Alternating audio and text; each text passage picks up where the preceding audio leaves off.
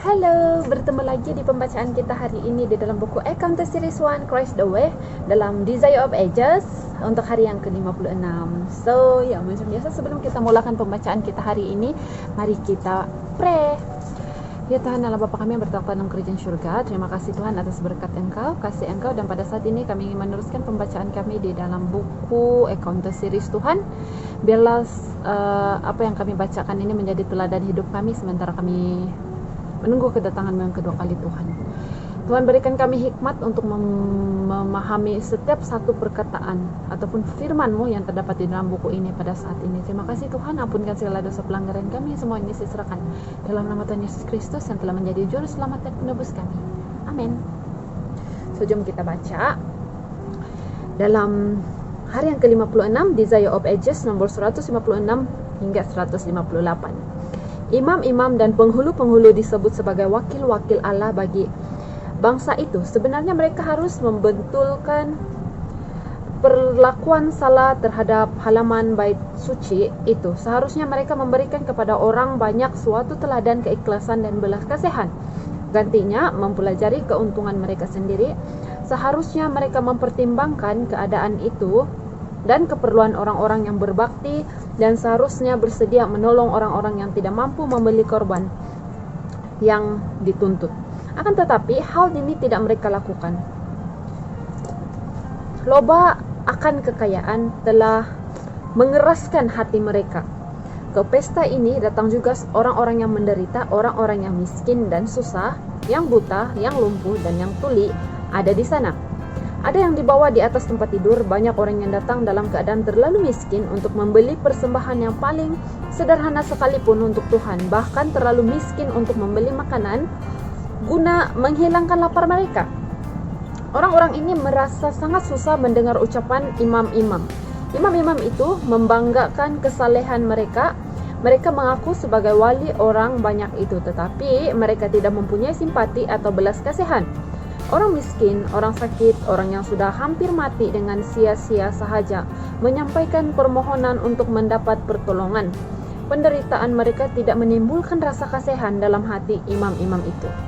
Waktu Yesus masuk ke dalam bait suci itu, diperhatikannya seluruh peristiwa itu, dilihatnya transaksi yang tidak adil itu, dilihatnya duka orang miskin yang menyangka bahwa tanpa pencurahan darah tidak ada ampunan untuk dosa-dosa mereka. Dilihatnya halaman luar bait sucinya itu dijadikan suatu tempat perdagangan yang najis. Halaman suci itu telah menjadi suatu pasar yang luas. Kristus melihat bahwa sesuatu mesti dilakukan. Banyak sekali upacara yang diperintahkan kepada orang banyak tanpa petunjuk-petunjuk yang sepantasnya tentang makna upacara itu. Orang-orang yang berbakti mempersembahkan korban mereka tanpa pengertian bahwa korban tersebut melambangkan satu-satunya korban yang sempurna. Dan di antara mereka dengan tidak dikenal serta tidak dihormati berdirilah dia yang dilambangkan oleh semua upacara mereka itu. Ia telah memberikan petunjuk tentang segala persembahan itu. Ia mengerti nilai persembahan itu secara lambang, dan ia melihat bahwa semuanya itu sudah diputar balikan dan disalah mengerti. Perbaktian kerohanian sedang menghilang dengan begitu cepat. Tidak ada lagi hubungan yang mengikat imam-imam dan penghulu-penghulu itu dengan Allah mereka. Pekerjaan Kristus ialah untuk menetapkan suatu perbaktian yang berlainan sama sekali. Dengan pandangan yang tajam, Kristus memperhatikan peristiwa yang sedang terjadi di hadapannya sementara ia berdiri pada anak tangga di halaman bait suci itu. Dengan mata nubuatan, ia memandang ke masa depan dan melihat bukan saja tahun-tahun, melainkan juga abad-abad dan zaman-zaman. Ia melihat bagaimana imam-imam dan penghulu-penghulu akan mengingkari hak orang miskin serta melarang dimasyurkannya Injil kepada orang miskin. Ia melihat bagaimana kasih Allah akan disembunyikan dari orang berdosa dan orang akan memperlakukan rahmatnya sebagai barang dagangan. Sedang ia melihat peristiwa itu, murka, wewenang, dan kuasa nampak pada wajahnya. Perhatian orang banyak itu tertarik kepadanya. Mata orang-orang yang asyik dalam perdagangan yang najis itu terpaku kepada wajahnya.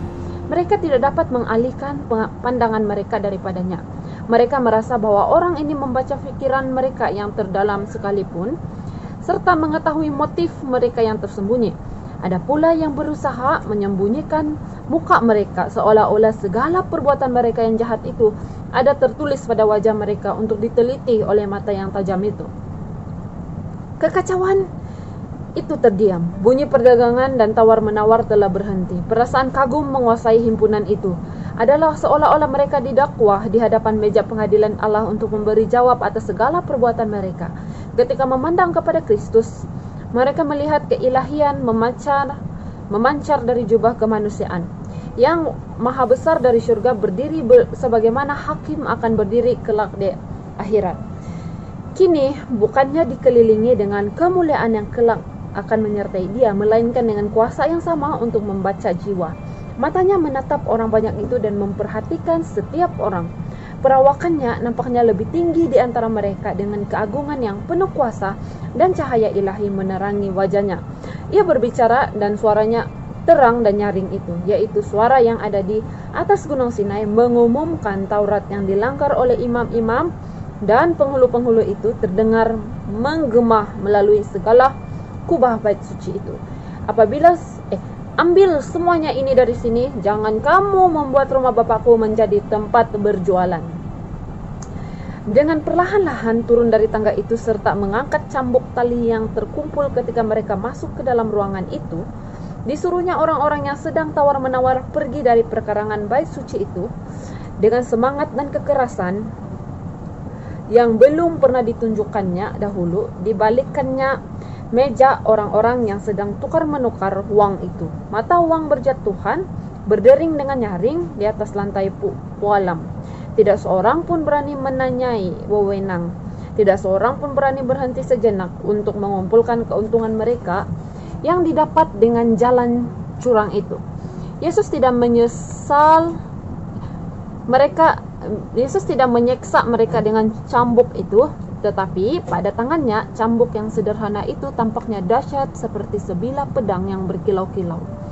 Para pegawai bait suci, imam-imam yang berspekulasi, para tengkulak, pedagang-pedagang dan pedagang ternak beserta segala domba-domba dan lembu kambing mereka berlarian kucar-kacir dari tempat itu dengan satu-satunya pikiran hendak melepaskan diri dari hukuman hadiratnya. Panik meliputi orang banyak itu yang merasakan kehebatan keilahiannya. Jeritan-jeritan takut keluar dari ratusan bibir yang pucat. Bahkan murid-muridnya pun gemetar. Mereka gentar oleh perkataan dan sikap Yesus itu yang lain sekali dari kelakuannya yang biasa. Teringatlah mereka bahwa ada tertulis tentang dia, "Cinta untuk rumahmu menghanguskan aku." Mazmur 69 ayat 10. Tidak lama kemudian, khalayak ramai yang gaduh itu dengan barang-barang dagangan mereka pun sudah berpindah jauh dari bait suci Tuhan. Halaman itu pun sudah kosong dan perdagangan yang najis. Lalu ketenangan dan kehikmatan menggantikan kekacauan itu. Hadirat Tuhan yang dahulu kala menguduskan gunung itu sekarang telah menyucikan bait suci yang dipelihara untuk kehormatan namanya. So, sampai di sini saja pembacaan kita untuk hari yang ke-56. So, kita boleh belajar di sini bahwa bait suci ataupun kalau buat masa sekarang adalah Ka'bah Tuhan atau gereja Tuhan adalah sangat suci dan tidak boleh digunakan untuk berjual beli. So, mari kita jadikan pengajaran teladan di dalam cerita pembacaan kita hari ini. So, sampai di sini saja. Mari kita bersatu di dalam doa ayat. Ya Tuhan Allah Bapa kami yang bertakhta dalam kerajaan surga, terima kasih Tuhan karena Engkau sudah beserta kami dalam pembacaan kami hari ini, dan kami telah mempelajari bahwa kami harus menyucikan gereja yang ada di mana kami tempat berhimpun, di mana kami tempat berbakti dan bertemu dengan Engkau Tuhan. Terima kasih Tuhan atas pengajaran ini. Ampunkan dosa pelanggaran kami. Semua ini saya serahkan dalam nama Tuhan Yesus Kristus yang telah menjadi juru selamat dan penebus kami. Amin. Bye. God bless.